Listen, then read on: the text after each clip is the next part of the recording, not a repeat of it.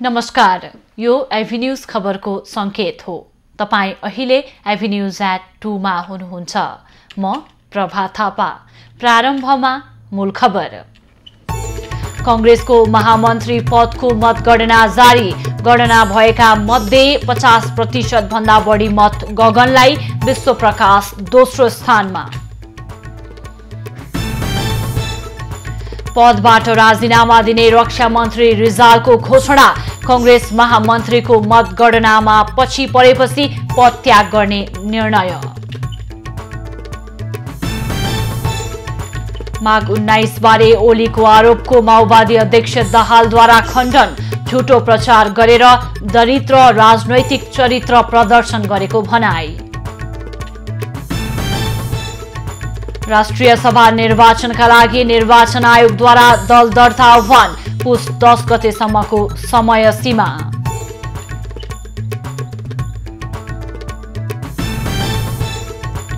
र बेलायतमा एकै दिन 78,000 भन्दा बढी कोरोना संक्रमित थपिए। संक्रमणको आधी आउन सक्ने प्रधानमन्त्री जोन्सनको चेतावनी।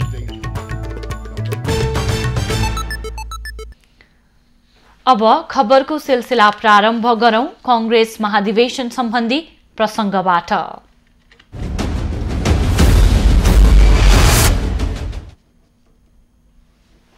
नेपाली कांग्रेसको महामन्त्री पदका लागि भएको निर्वाचनको मतगणना जारी छ। पार्टी कार्यालय सानेपामा जारी मतगणनामा गगन थापाले फराकिलो अग्रता लिइरहेका छन्। पछिल्लो मत परिणाम अनुसार 2820 मत गन्दा गगन थापाले 1842, विश्वप्रकाश शर्माले 1147 र डाक्टर प्रकाश शरण महतले 935 मत प्राप्त गरेका छन्। त्यसैगरी प्रदीप पौडेलले 842, मिनेन्द्र रिजालले 480 र राजाराम कार्कीले 67 मत प्राप्त गरेका छन्। सभापति शेरबहादुर देउवा समूहबाट महामन्त्रीमा प्रकाश शरण महत र प्रदीप पौडेल, शेखर कोइराला समूहबाट डाक्टर मिनेन्द्र रिजाल र गगन थापा तथा प्रकाश मानसिंह समूहबाट विश्वप्रकाश शर्मा र विमलेन्द्र निधि समूहबाट राजाराम कार्की महामन्त्रीको प्रतिस्पर्धामा रहेका छन्। कांग्रेसको विधान अनुसार निर्वाचनबाट 2 जना महामन्त्री चुनिनेछन्। महामन्त्रीको मत परिणाम आएपछि सहमहामन्त्री र केन्द्रीय सदस्यहरूको मतगणना हुने निर्वाचन समितिले जनाएको हो। उपसभापति लगायत पदाधिकारी र केन्द्रीय सदस्यका लागि सोमबार मतदान भएको थियो। कांग्रेसको 14औं महाधिवेशन अन्तर्गत भएको निर्वाचनबाट सभापति र उपसभापति पदको परिणाम घोषणा भइसकेको छ र नेपाली कांग्रेसको महामन्त्री पदका लागि भइरहेको मतगणनाको पछिल्लो अद्यावधिका लागि हाम्रा संवाददाता अजय खत्री हाम्रो प्रत्यक्ष सम्पर्कमा जोडिनु भएको छ।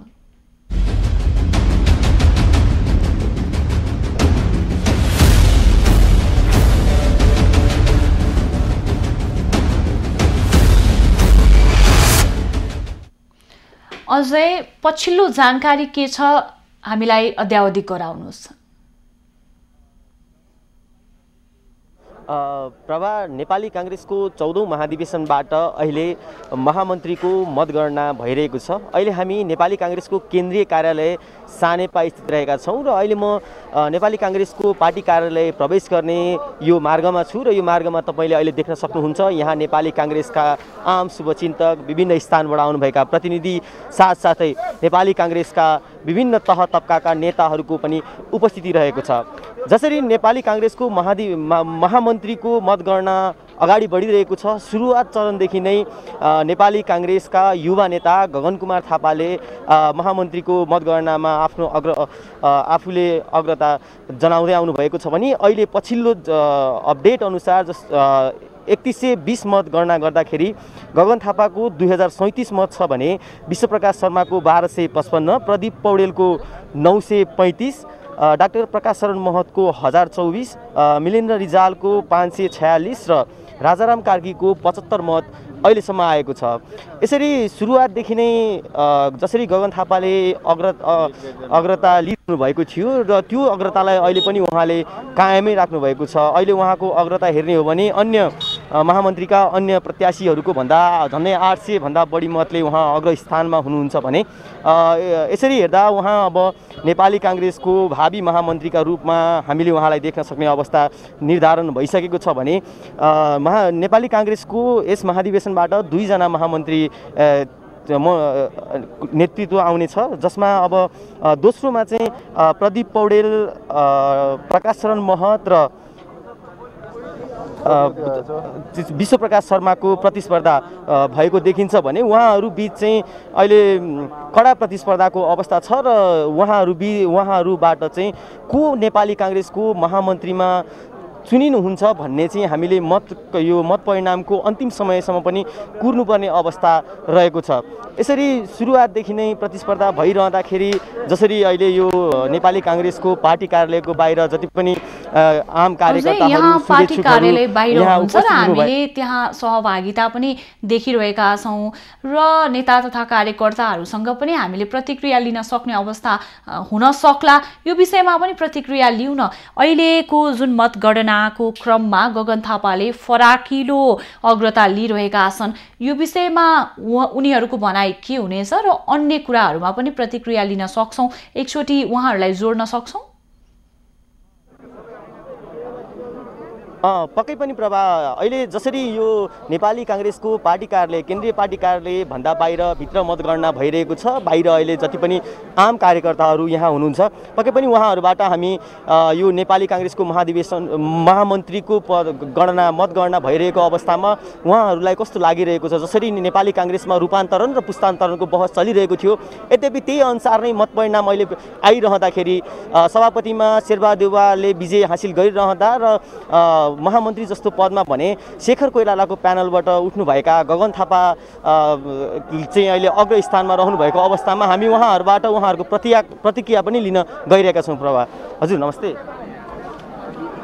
हजुर नमस्कार, म खुमराज घिमिरे अर्घाखाँचीबाट। म नेपाली काङ्ग्रेसलाई जिताउन र युवा पुस्तालाई यो नेपाली काङ्ग्रेसको जिम्मेवारी दिन भने तपाईँले अब गगन थापाको त्यो ट्याग त यहाँ छातीमै टाँच्नु भएको छ, यद्यपि मैले अब त्यो सोध्नै परेन।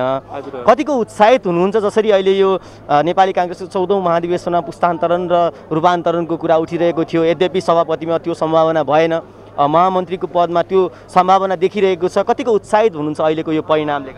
उत्साह त एकदमै उत्साह। 14औं महाधिवेशनमा सबभन्दा उत्साह देखेको मैले युवाहरूमा के देखेको छु भने गगन थापा र विश्वप्रकाश आउँछन् कि आउँदैनन् भन्ने थियो। यो परिणाम अहिले आइरहँदा तपाईँले पनि थाहा पाइराख्नु भएको छ, एकदम उत्साह हुन्छ। यत्रो सबै यहाँ गगन थापा विश्वप्रकाश भनेका छन्। हामी गाउँबाट यहाँ आएर यो उत्साह थप्दै गर्दाखेरि हामीले युवालाई जिताएर चाहिँ गरेर भोलि आएन अरूलाई पनि हामी युवा छौँ है नेपाली काङ्ग्रेसमा भन्ने चाहिँ गरेर एउटा नारा गाउँमा लान सक्यौँ भने हामी भोलि आनेको चुनाव जित्छौँ र नेपाली काङ्ग्रेस स्थापित हुन्छ भन्ने हो।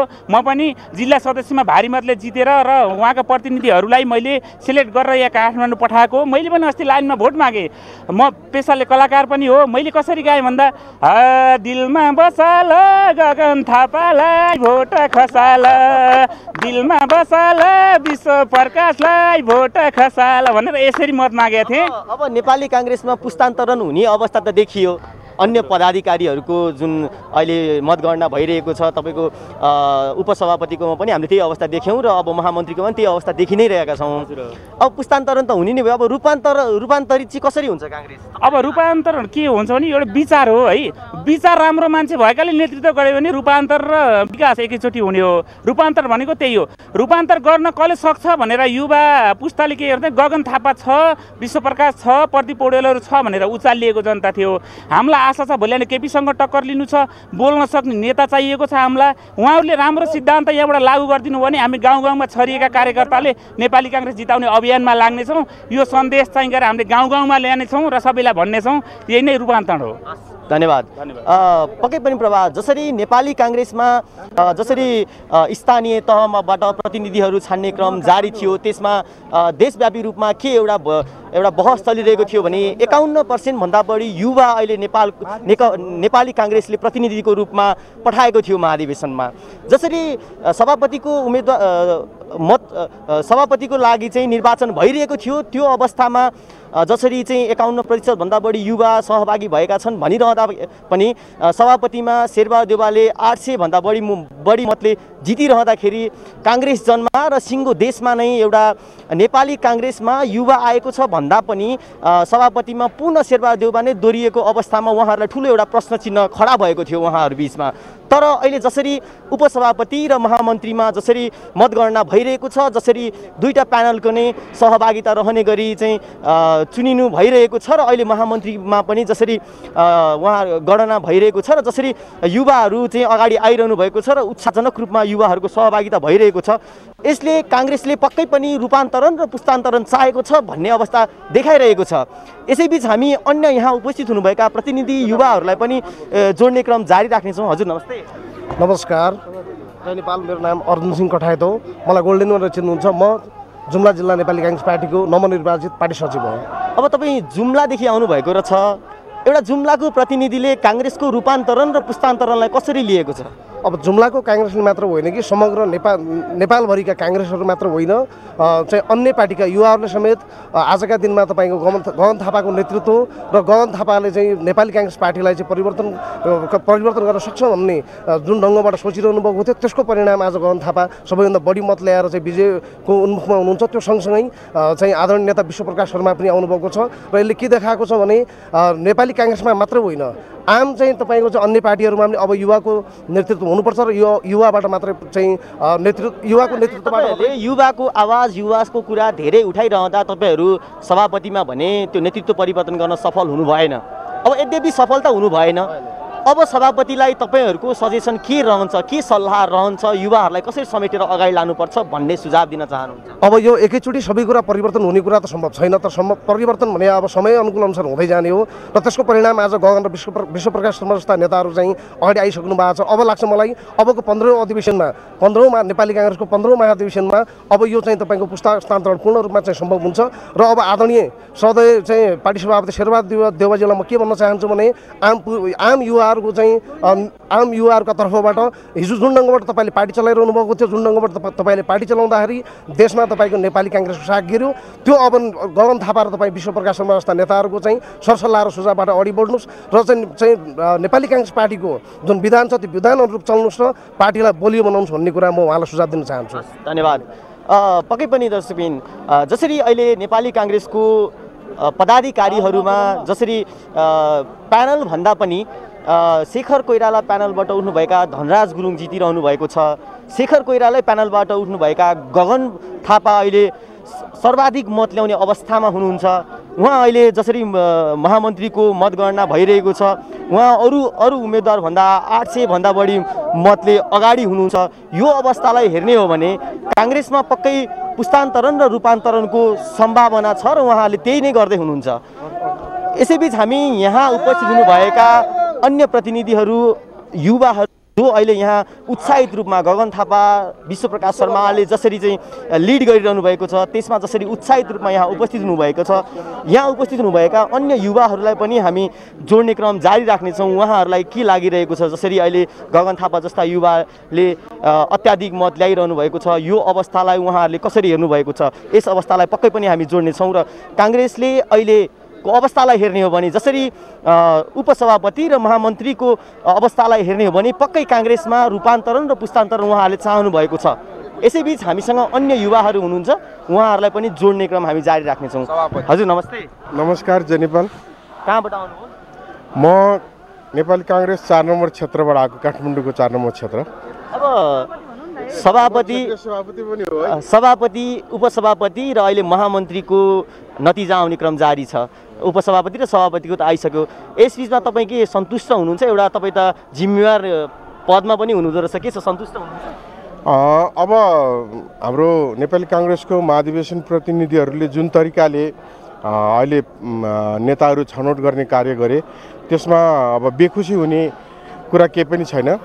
जसरी उहाँहरू निर्वाचित हुनुभयो त्यहाँबाट चाहिँ हामी कसरी पार्टी चलाउँछौँ, अबको यो हिजो आएको उपसभापतिको नतिजा र आज आउँदै गरेको महामन्त्रीको नतिजाबाट हामी चाहिँ नि खुस हुनुपर्ने स्थिति नै देख्दछौँ। किनभनेदेखि अबको कङ्ग्रेस बलियो कङ्ग्रेसको रूपमा हामी लानुपर्ने स्थिति छ र राष्ट्रको लागि पनि कङ्ग्रेस बलियो भएको राम्रो हुनेछ।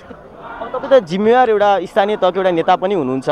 अब तपाईँको सल्लाह सुझाव के रहन्छ काङ्ग्रेसलाई? जसरी काङ्ग्रेसमा अब सभापतिमा एउटा अनुभवी व्यक्ति हुनुहुन्छ, अन्य पदाधिकारीहरूमा एउटा युवा जोस जाँगरका साथ अगाडि आइरहनु भएको छ।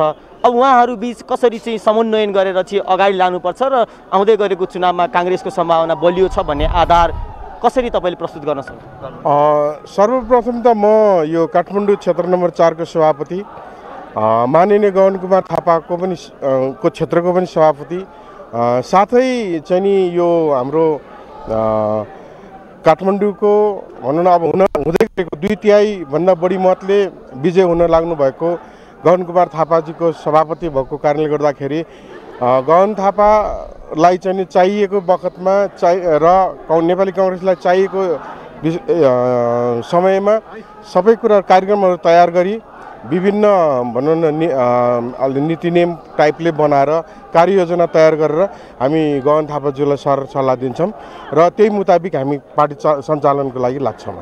धन्यवाद।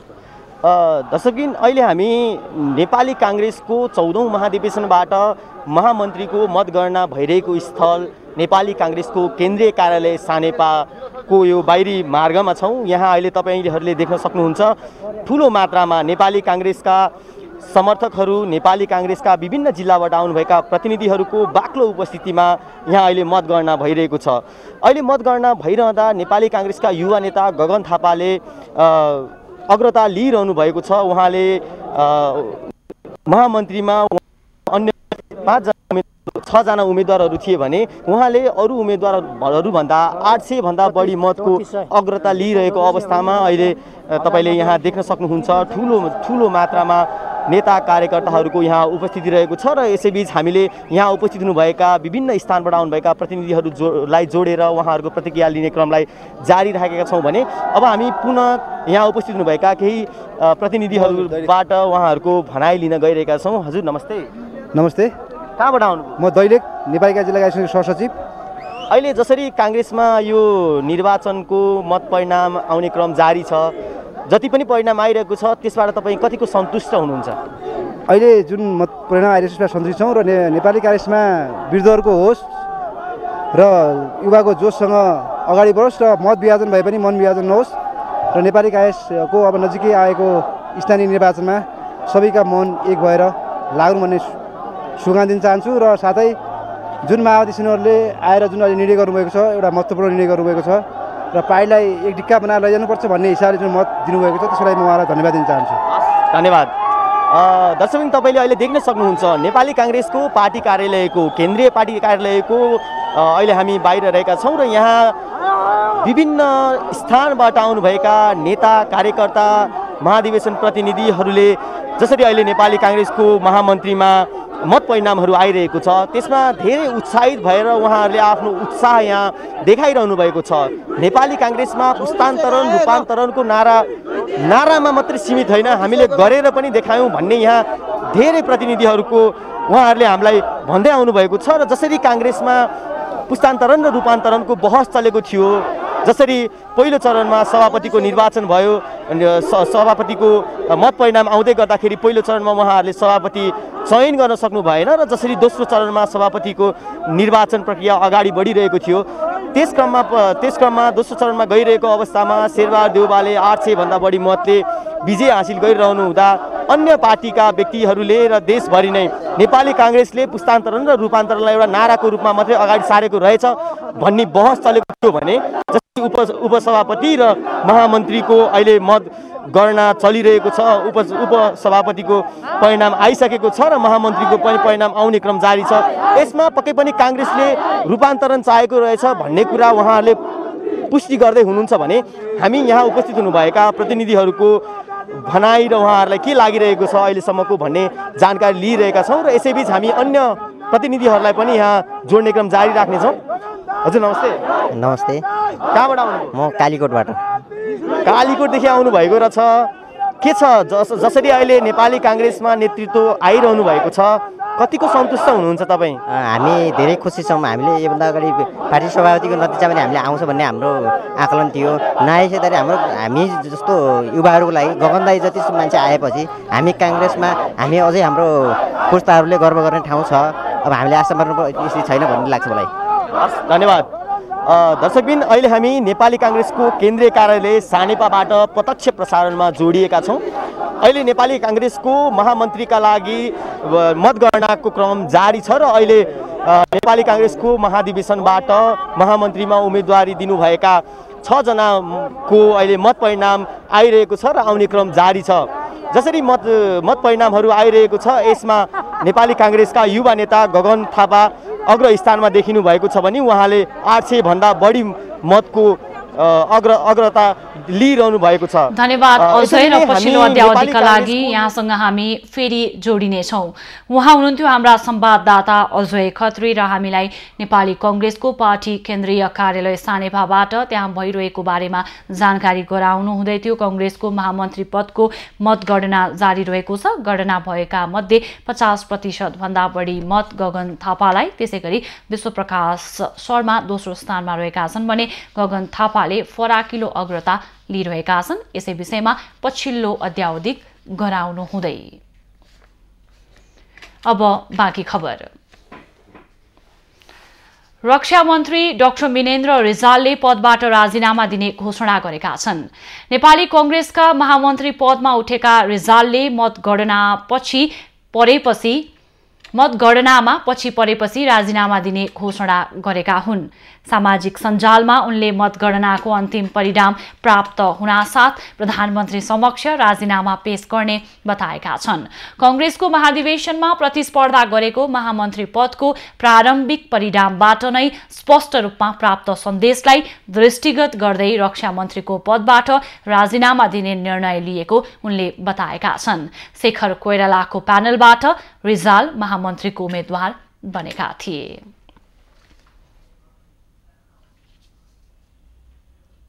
खबरको सिलसिला अझै जारी छ, हामी सँगै रहनुहोला।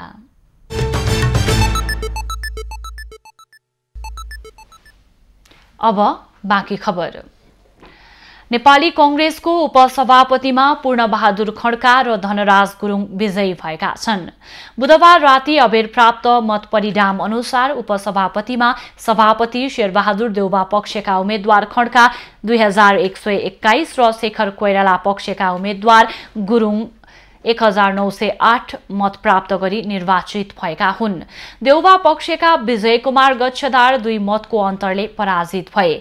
उनले 1906 मत प्राप्त गरे। त्यसैगरी उपसभापतिका लागि प्रतिस्पर्धामा उत्रिएका चन्द्र भण्डारीले 1580, सुजता कोइरालाले 644, महेश आचार्यले 549 र दिवेश्वरी शाहले 132 मत प्राप्त गरे। कांग्रेसको विधान अनुसार 2 जना उपसभापति महाधिवेशनबाट निर्वाचित भएका हुन्। यसैबीच उपसभापतिमा 2 मतले पराजित भएका विजय कुमार गच्छदारले पुनः मतगणनाको माग गर्दै निर्वाचन समितिमा निवेदन दिएका छन्।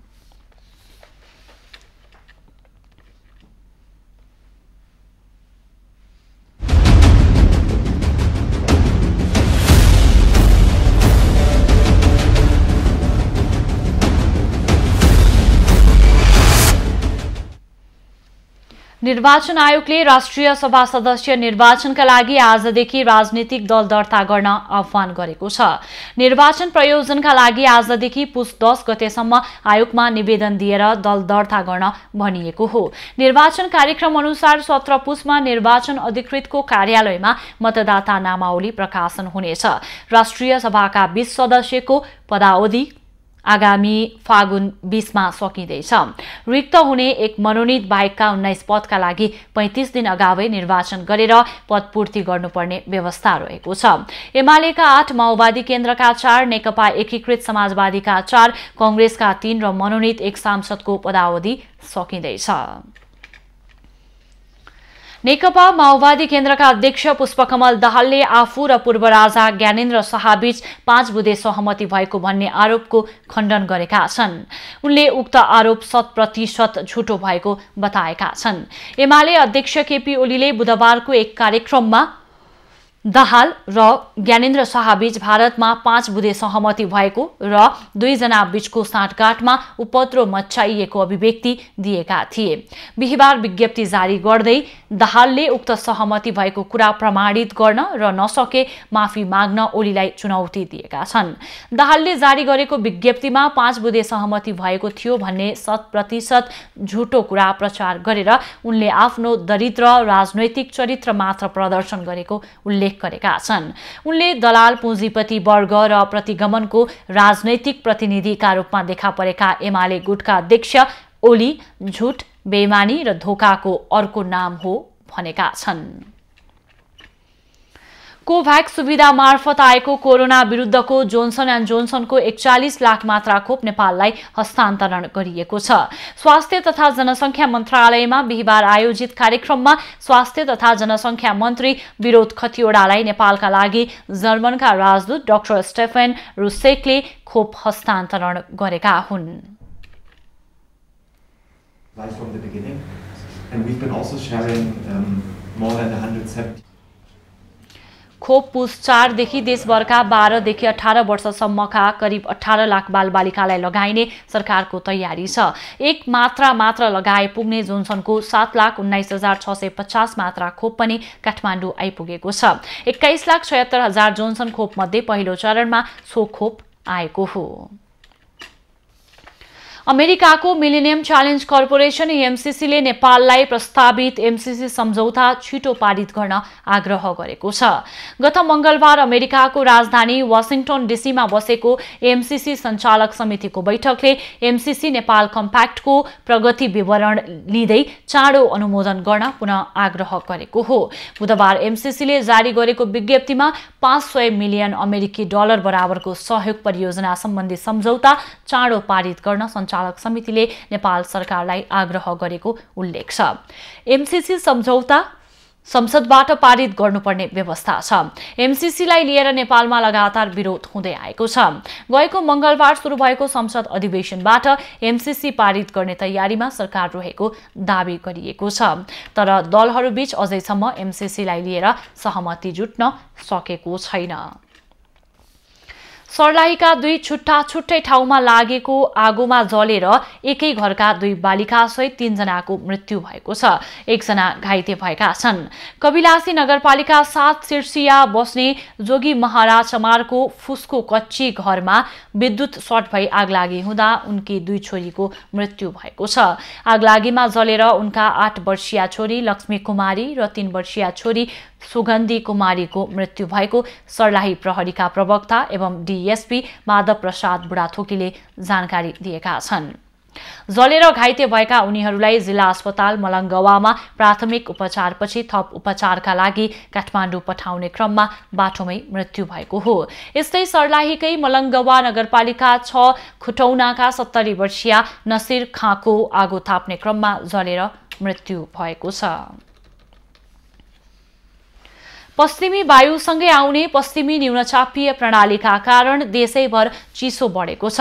काठमाडौँको न्यूनतम तापक्रम 3.2 डिग्री सेल्सियसमा झरेको छ। चिसो बढेकाले न्यूनतम तापक्रम अझै घट्न सक्ने अनुमान गरिएको मौसम विभागले जनाएको छ। देशका धेरै ठाउँमा हुस्सु कुहिरो लागेको तथा पहाडी क्षेत्रमा आंशिक बदली हुने विभागले जनाएको छ।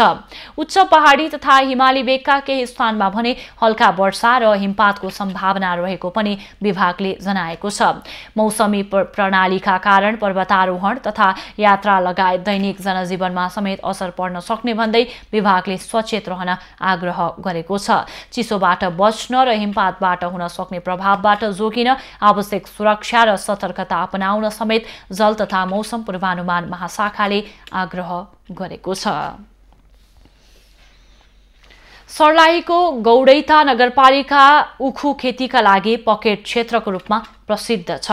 पछिल्लो समय नगदे बाली भनेर चिनिने उखुको पैसा चिनी मिलले दिन ढिलाइ तथा आनाकानी गर्न थालेपछि यहाँका किसानहरू उखुको खेती गर्न छाडेर व्यावसायिक तरकारी खेती गर्न थालेका छन्।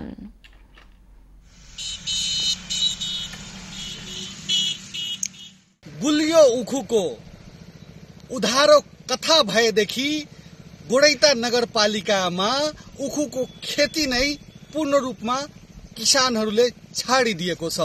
अहिले यहाँका किसानहरूले पूर्ण रूपमा व्यावसायिक तरकारी खेती गरेर राम्रो आमदनी गर्न थालेको किसानहरू बताउँछन्। जी हम सब मुख्य खेती छोड़ देली, तरकारी ढेउआ न दैत रहले ये मिल वाला, तो ओइले तरकारी के खेती करके हम सब अच्छा आमदनी करे छियै। खेती बाड़ी खाली तरकारी के हम सब ऊख के खेती छोड़ देले छी, तरकारी के खेती कर रहल छी। ऊख के पैसा समय से न मिल रहा है, एले हम सब ढेउआ न देवे के कारण से साल भर 2 साल जे है से सब अपन पूंजीपति लगा के एकरा बाद में उपजा के जे है से मिल में दे दै छी, ओकरा ढेउआ जे है से न दैय हमरे सके। यही लेल जे हमसे तरकारी खेती क के आ उपजा के वही से अपन जे है से बड़ा आनंद से जे है से काम हमरा सके चल। सदियों देखि उखु खेती गर्दै आइरहेका था किसानहरूले। उखु चिनी मिलमा दिँदा पैसा समयमा नपाउने रे, त्यसकारण व्यावसायिक तरकारी खेतीमा गर्छन्।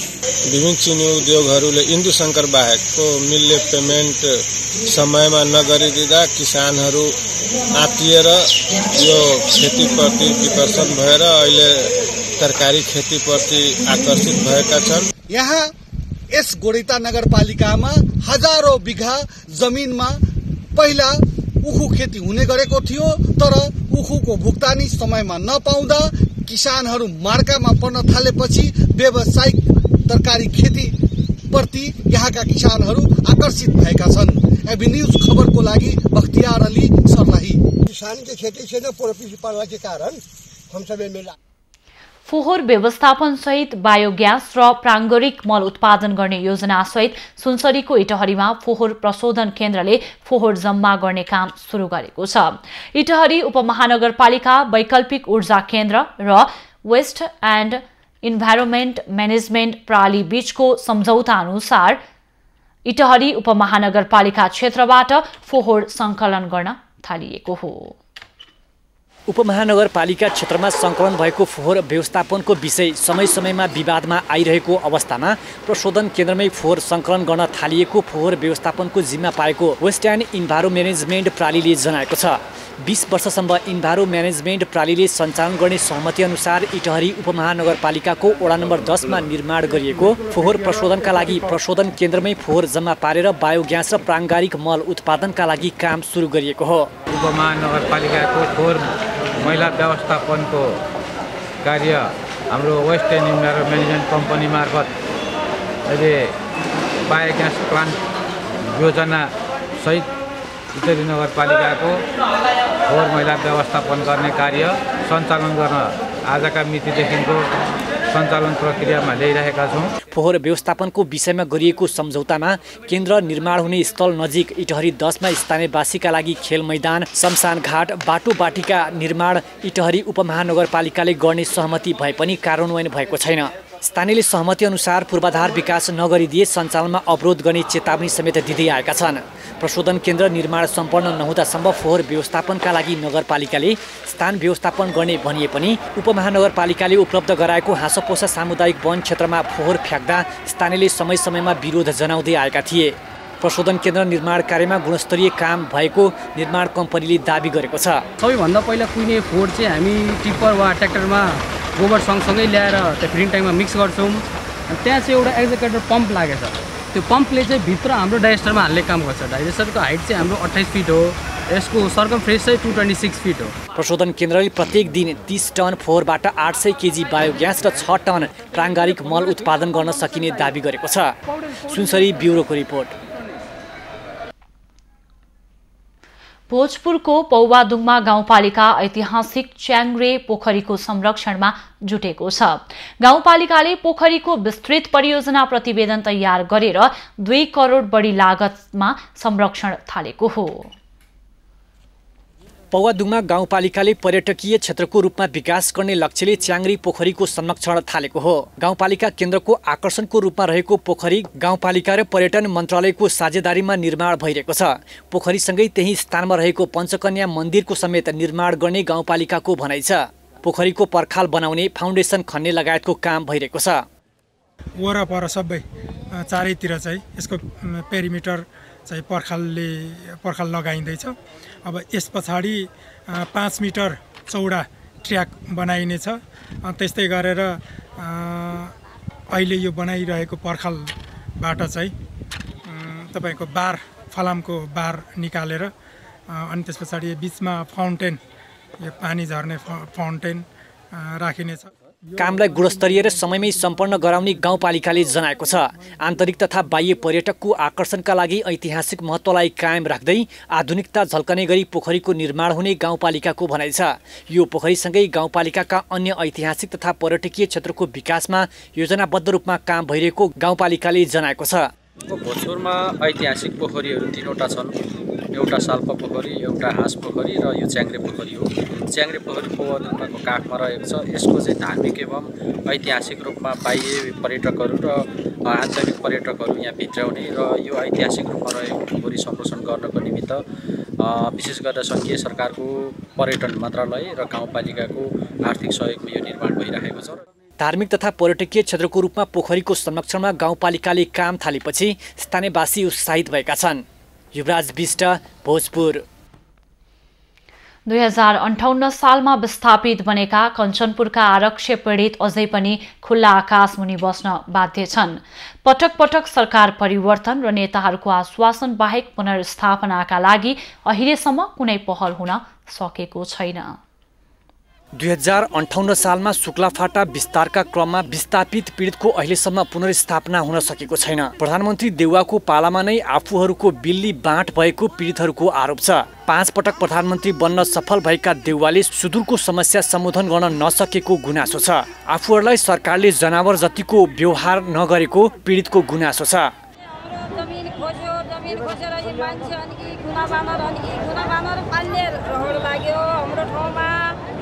हात्ती पाल्यो, सुँगुर पाल्यो, यो सब जनावर पाल्यो, हाम्रो पैसा ठाउँमा पाल्यो, हामीलाई धपाइदियो। हामीलाई जमिन के पनि दिएको छैन। आरिक्षाको कुरै नगर्ने, आइफोनमा पनि नआउने, केमा पनि नआउने, हाम्रो कुराकानी छाड्दियो। आफूहरूले 20 वर्षसम्म निकै पीडा भोगिरहँदा पनि सरकारले वास्ता नै नगरेको स्थानीयको दुखेसो छ। सरकारले विभिन्न आयोग गठन गर्दै आफूहरूको आँखामा छारो हाल्ने काम मात्र गरेको स्थानीयको आरोप छ। 20 वर्ष 29 आयोग हो कि 30औं आयोग पनि आइसक्यो। 30औं आयोगले पनि हाम्रो व्यवस्था नभएको सरकार, हामी अब बच्चाहरूले उभिसक्यो, हामी पनि उभिसक्यो, आधा मर्ला आधा तर्ला। आरक्षी पीडितले पटक पटक आन्दोलनका कार्यक्रम गर्दै आएको भए पनि कसैले आफूहरूको समस्या नसुनेको आरक्षी पीडित सङ्घर्ष समितिका अध्यक्ष कर्णबहादुर चन्दले बताए। उनले आफूहरूको नाम बेच्दै विभिन्न आयोगहरू बनाउँदै कार्यकर्ता पाल्ने मात्र काम हरेक सरकारबाट भएको आरोप समेत लगाए। 20 वर्षसम्म 30 आयोग भएका छन्। 30 आयोगले गरेको पैसा हामीलाई दिए भए त पूर्ति हुन्थ्यो अथवा हामी राहत पाउँथ्यौँ र त्यस्तै पार्टीका दलालहरू दिने, आफ्ना कार्यकर्तालाई दिने, हाम्रो नाम बेचेर खाने काम मात्र गरेका छन्। आरक्षी पीडितहरू प्रदेश सरकारदेखि लिएर सङ्घीय सरकारलाई पटक पटक विभिन्न सङ्घर्षका कार्यक्रमहरू गरेको भए पनि हालसम्म सुनुवाई भएको छैन। पीडितहरूले सुदूरपश्चिम प्रदेशका मुख्यमन्त्री कार्यालय गेटमा समेत धरना दिएका थिए। कैलाली ब्युरोको रिपोर्ट। किसानका लागि सरकारले धान खरिद प्रक्रिया झन्झटिलो हुँदा बाँकेका किसानले उत्पादन गरेको धान बिक्री गर्न अप्ठ्यारो भएको छ। समयमै उनीहरूले उत्पादन गरेको धान खरिद नहुँदा निराश भएका उनीहरू खरिद प्रक्रिया अगाडि बढ्दा पनि परीक्षण गरेर बिक्री गर्न मुस्किल भएपछि आक्रोशित बनेका छन्। खाद्य व्यवस्था तथा व्यापार कम्पनी लिमिटेड मुख्य शाखा कार्यालय नेपालगञ्जले धान खरिद प्रक्रिया सुरु गरेको 4औं दिनसम्म आइपुग्दा निकै सकस भएको छ। यस वर्ष धान भित्र्याउने सिजनमा वर्षातका कारण धान भिजेकाले परीक्षण बिना धान खरिद गर्न नसकिने अवस्था भएपछि धान खरिद प्रक्रिया ढिलो भएको हो। यही मङ्सिर 26 गतेबाट धान खरिद प्रक्रिया अगाडि बढाएको खाद्य व्यवस्था तथा व्यापार कम्पनी लिमिटेड मुख्य शाखा कार्यालय नेपालगञ्जले तेस्रो दिनसम्म जम्मा 35 क्विन्टल 70 किलो धान खरिद गरेको छ। एक दिनमा 10 जना किसानको धान खरिद गर्न परीक्षण गरेर मात्र खरिद प्रक्रिया अघि बढ्ने भएपछि किसानहरू आक्रोशित भएका छन्। खर्च टार्नकै लागि पैसा नभएर धान बिक्री गर्न बिहान 6 बजेदेखि खाद्य व्यवस्था तथा व्यापार कम्पनी लिमिटेडमा पुग्नुपर्ने बाध्यता किसानको छ। कहाँ बताई दी, पैसा नहीं रहा तो आयन बेचे। सकाले 6 बजे आया है, अब 3 पास भवा है, चाहिए बचत हुई सही तर शोधने जाने दिन ना कि कति लाउने धान तो दिन एक महीना पछि नंबर सिले नंबर परा है तो एक महीना में दिनी यहाँ आउने यहाँ मुहारा में दिनी बस्ने जस्तै हामीको भनाइ के छ धान जुन पास भएछ त्यो धान अनि फेल भएको धान दुईटै मिलाउनु अनि सबैले देखाउनु यो धान पास छ यो धान फेल छ अनि किसानको चित्त बुझ्छ हाम्रो धान खराब छ भने 5 बजे यहाँबाट आयौँ घरबाट अझै सुरु भएको छैन अझै चेक हुँदाखेरि पास हुन्छ कि हुँदैन अब त्यही पनि यहाँ चिन्ता लागेछ। धान खरिद गरेको 3 दिनसम्म 35 क्विन्टल 70 किलो मोटा चामल खरिद गरिएको भन्दै यस वर्ष बिक्रीका लागि आएको अधिकांश धान पानीले भिजेको टुसा उम्रने गरेको खाद्य लिमिटेडको भनाइ छ। अहिले हाम्रो तेस्रो दिन भनौँ आज चौथो दिन चल्दैछ। तेस्रो दिनसम्ममा 35 क्विन्टल 70 किलो मात्रै धान खरिद गरौँ। त्यसमा त सबै मोटा धान मात्रै हो र अधिकांश धान हामीले हेर्दाखेरि पानीले भिजेर टुसा उम्रे अवस्था केही नमुना पनि म राखेको छु। अधिकांश भिजेको र सफा नभएपछि परीक्षण गर्न समय लाग्ने भएपछि खरिद प्रक्रिया अझ लम्बिन सक्ने देखिएको छ। नेपालगञ्ज ब्युरोको रिपोर्ट। झापा जिल्लामा नेपालकै ठूलो सौर्य विद्युत उत्पादन परियोजनाको निर्माण कार्य अगाडि बढाइएको छ। 10 मेगावाट सौर्य विद्युत उत्पादन गर्ने महत्त्वाकांक्षी योजनासहित 2 वर्ष अघि स्थापना भएको झापा एनर्जी लिमिटेडले परियोजनाको काम अगाडि बढाएको हो। झापा जिल्लामा नेपालकै ठूलो सौर्य विद्युत परियोजनाको काम अगाडि बढाइएको छ। 10 मेगावाट सौर्य विद्युत उत्पादन गर्ने महत्त्वाकांक्षी योजना सहित 2 वर्ष अघि स्थापना भएको झापा इनर्जी लिमिटेडले काम द्रुत गतिमा अगाडि बढाएको हो। झापा इनर्जीले जिल्लाको शिव शताक्षी नगरपालिका वडा नम्बर 4 शिवगञ्जको बोलोचोकमा परियोजनाका लागि 21 बिघा 7 कट्ठा जग्गा खरिद गरेर काम गर्दै आएको छ। जतिखेर हामीले यो इनिसिएसन थालनी गर्यौं त्यतिखेर मुलुक लोड सेडिङमा थियो। त्यसकारणले लोड सेडिङ अन्त्य गर्ने अभियानभित्र हामी पर्छौँ। ऊर्जा अभियान लोड सेडिङ अन्त्य गर्ने अभियान र ऊर्जालाई हामी पर्यटनसँग जोड्न चाहन्छौँ, टुरिज्मसँग जोड्न चाहन्छौँ। 1 वर्षभित्र परियोजना निर्माण गरेर उत्पादित विद्युत सरकारलाई बिक्री गर्ने लक्ष्य कम्पनीले लिएको छ। कुल 80 करोड लागतमा निर्माण हुने परियोजनामा 70% ब्याङ्क कर्जा मार्फत तथा 30% नागरिक मार्फत स्रोत व्यवस्थापन हुनेछ। यसलाई चाहिँ लामो समय नलाग्ने र लगानीकर्तालाई पनि 1-2 वर्षमै यसले बेनिफिट दिन थाल्ने भएको कारणले गर्दाखेरि हामी निजी क्षेत्रले लगानीकर्ताले कमसेकम हामीले आउटपुट पनि आउने। जिल्लामा सौर्य ऊर्जा उत्पादनको राम्रो सम्भावना भएको र विदेशमा यसको ठूलो परियोजना सफलतापूर्वक सञ्चालन भइरहेको देखेपछि झापा इनर्जी कम्पनी स्थापना गरिएको कम्पनीले जनाएको छ। उत्पादित विद्युत नेपाल विद्युत प्राधिकरणलाई प्रति युनिट 7 रुपैयाँ 30 पैसाका दरले बिक्री गर्ने कम्पनीको योजना छ। कम्पनीका अनुसार परियोजनाबाट वर्षमा 1 करोड 76 लाख 10 हजार युनिट विद्युत उत्पादन हुनेछ। र अहिले हामीले यो मङ्सिर 12 गते मात्रै पिपिए गरिसकेका छौँ। 7 रुपैयाँ 30 पैसाले पर युनिटको दरले चाहिँ हामीले पिपिए गरिसकेका छौँ। 25 वर्ष हामी सरकारलाई बिक्री गर्छौँ। सौर्य विद्युत उत्पादन परियोजना आफ्नो क्षेत्रमा आएसँगै स्थानीय पनि दङ्ग परेका छन्। विकासका हिसाबले पछाडि नै परेको त्यस क्षेत्रको विकासमा परियोजनाले सघाउ पुर्याउने र स्थानीयले पनि रोजगार पाउने भन्दै स्थानीयवासी हर्षित भएका हुन्। यो ठाउँ एक हिसाबले पछाडि परेको ठाउँ थियो। यो प्रोजेक्टले एक हिसाबको खुसियाली ल्याएको छ। सबै जनताहरूमा एक हिसाबको विकास हुन्छ भन्ने एउटा आशा पलाएको छ। बर्खामा एकदम ढिलाम्बी हुने, गाडीहरू एम्बुलेन्ससम्म आउन नसक्ने, हिउँदोमा धुलाम्बी हुनुपर्ने हामीले चाहिँ भोगिरहेको अहिले 20-30 वर्षसम्म पनि हामीले यो धुलो र हिलोको शास्तिबाट हामीले कहिले मुक्त पाएका थिएनौँ। 1 वर्षभित्रमा आयोजना सम्पन्न गर्ने अठोटका साथ काम अगाडि बढाएको कम्पनीले 1 लाखदेखि माथि जतिसुकै रकम लगानी गर्न इच्छुक लगानीकर्तालाई आह्वान समेत गरेको छ। झापाबाट सन्तोष नेउपानेको रिपोर्ट। खबरको सिलसिला अझै जारी छ, हामी सँगै रहनुहोला।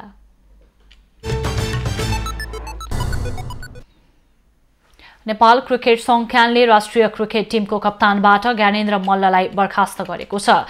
बुधबार सम्पन्न क्यानको बोर्ड बैठकले कप्तान मल्ल र उपकप्तानबाट दिपेन्द्र सिंह ऐडीलाई जिम्मेवारीबाट हटाउने निर्णय गरेको हो। बैठकले नयाँ कप्तानको जिम्मेवारी सन्दीप लामिछानेलाई दिने निर्णय पनि गरेको छ। खेलाडीसँगको केन्द्रीय सम्झौतालाई लिएर कप्तान मल्ल सहित केही सिनियर खेलाडीले सार्वजनिक रूपमा गुनासो गरेपछि क्यानले स्पष्टीकरण सोधेको थियो, तर स्पष्टीकरण चित्त बुझ्दो नभएको र खेलाडी आचार संहिता पालना नगरेको भन्दै क्यानले खेलाडीमाथि कारबाही गरेको हो। बैठकले खेलाडी आचार संहिता उल्लङ्घन गरेको भन्दै मल्ल ऐडी सहित सोमपाल कामी र कमल सिंह ऐडीलाई सन् 2022 को केन्द्रीय सम्झौताबाट सुरुको 6 महिना सहभागी नगराउने निर्णय पनि गरेको छ। क्यानले राष्ट्रिय क्रिकेट टिमको प्रशिक्षण आगामी डिसेम्बर 21 देखि पोखरामा सञ्चालन गर्ने निर्णय गरेको छ। साथै क्यानले नेपाल प्रशिक्षक संघलाई मान्यता प्रदान गर्ने र क्यानका पूर्व उपाध्यक्ष नरेश श्रेष्ठलाई सल्लाहकार समितिको सदस्यमा चयन गर्ने निर्णय गरेको छ। युनाइटेड अरब इमिरेट्स UAE मा आयोजना हुने ACC अन्डर-19 एसिया कपका लागि नेपाली युवा खेलाडीले तयारीलाई तीव्रता दिइरहेको छ। उमेर समूहका प्रतियोगितामा कुनै समय बलियो राष्ट्रको परिचय पाएको नेपालले प्रतियोगितामा बलिया राष्ट्रसँग प्रतिस्पर्धा गर्दैछ। कीर्तिपुर स्थित त्रिभुवन विश्वविद्यालयको मैदानमा तयारीलाई तीव्रता दिएको छ। नेपालले एक सातापछि युनाइटेड अरब इमिरेट्समा ACC अन्डर-19 एसिया कप खेल्दैछ। कोरोना महामारीका कारण तय भएका केही अन्तर्राष्ट्रिय प्रतियोगितामा सहभागी हुन नसकेको अवस्थामा नेपालले झण्डै 2 वर्षपछि अन्तर्राष्ट्रिय खेल खेल्न लागेको हो। एसिया कपमा टेस्ट मान्यता राष्ट्र बङ्गलादेश, श्रीलङ्का र कुवेतले प्रतिस्पर्धा गर्दैछन्। सोही कारण एसिया कपलाई विश्वकप पछिकै ठूलो प्रतियोगिताको रूपमा हेरिने गरेको छ। नेपाली टोलीलाई प्रशिक्षण गराइरहेका प्रशिक्षक बसन्त साई ठकुरीले छोटो समयमै तयारीलाई उपलब्धिमूलक बनाउने लक्ष्यका साथ खेलाडीले मेहनत गरिरहेको र सेमिफाइनलसम्म लक्ष्य रहेको बताए। एउटा चुनौती त छ निश्चित रूपले, हैन, त्यही पनि युवा टिम छ हाम्रो। युवा टिम भएको हुनाले जोस जागर छ र यो जोस जागर चाहिँ नि सही दिशामा केन्द्रित भएको खण्डमा त्यो बलिया राष्ट्रलाई पनि हामी पछि पारेर सेमिफाइनलसम्म पुग्ने हामी चाहिँ नि प्रयास चाहिँ नि गर्ने। प्रतियोगितामा सहभागी हुने नेपाली टोलीका लागि बलिया राष्ट्रसँग खेल्नु एउटा अवसरको रूपमा हेरिएको छ। समूह चरण पार गरी नेपालले अन्य एसियाली सुपर पावर टेस्ट मान्यता प्राप्त राष्ट्रहरू जस्तै पाकिस्तान, भारत र अफगानिस्तानको सामना गर्नेछ। नेपाली टोलीका खेलाडीहरू पनि प्रशिक्षकले भने जस्तै अहिलेको टोलीमा दुवै ब्याटिङ र बलिङ पक्षमा सबल भएको भन्दै राम्रो नतिजा निकाल्नेमा आशावादी छन्। भनौँ न एउटा टेस्ट प्लेइङ नेसन्सहरू छ, उता श्रीलङ्का छ, बङ्गलादेश छ, होइन, अब तिनीहरूको अगेन्स्ट हाम्रो रेकर्ड पनि राम्रो छ पहिलाको। त्यही भएर एकदम राम्रो छ, कन्फिडेन्स होइन कि पहिलाको रेकर्ड्सहरूलाई अझै बेटर गरौँ भन्ने, होइन, अनि सबै एकदम राम्रो पम्प्ड अप छन् अनि एकदम राम्रो टुर्नामेन्ट हुन्छ जस्तो लाग्छ। एसिया कप एउटा अपर्च्युनिटी हो कि हामीहरू मतलब वर्ल्ड कपमा डिजर्भ गर्थ्यौँ भनेर देखाउने, अनि मलाई बिलिभ छ कि हामीहरू योपालि एसिया कपमा राम्रो गरेर अनि आइसिसीलाई पनि देखाउने छौँ कि मतलब एउटा टिमले चाहिँ वर्ल्ड कप मिस गर्यो भन्ने चाहिँ महसुस गराउँछौँ। डिसेम्बर 26बाट UAE मा हुने प्रतियोगितामा 8 टोली 1 दिवसीय खेलका लागि प्रतिस्पर्धा गर्नेछन्। आयोजकले सहभागी टोलीलाई 2 समूहमा विभाजन गरी प्रतिस्पर्धा गराउँदैछ, जस अन्तर्गत नेपाल समूह B मा रहेको छ। नेपालले पहिलो खेल बङ्गलादेश विरुद्ध डिसेम्बर 23 मा UAE को शारजाहमा खेल्नेछ। हाल प्रदेश 1 र पहाडी भूभागमा आंशिक बदली रही देशका अन्य भूभागमा मौसम सामान्यतया सफा रहेको छ।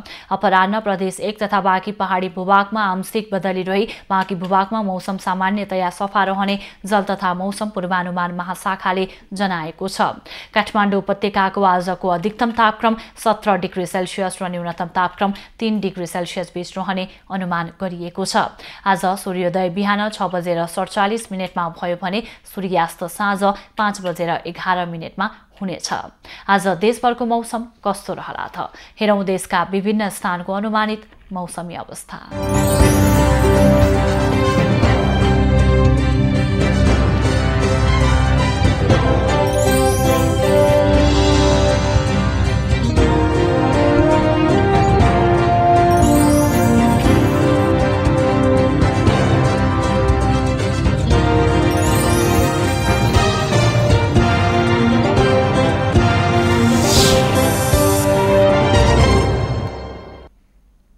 अहिलेलाई खबरको क्रम यति नै। आइभी न्युज खबरका यी सहित अन्य विस्तृत खबरका लागि www.ivnews.tv लगअन गर्न सक्नुहुनेछ। युट्युब, फेसबुक र ट्विटरमा पनि हामीलाई फलो गर्न सकिनेछ। खबरभित्रको खबरका लागि हेर्दै रहनुहोला आइभी न्युज खबर। नमस्कार।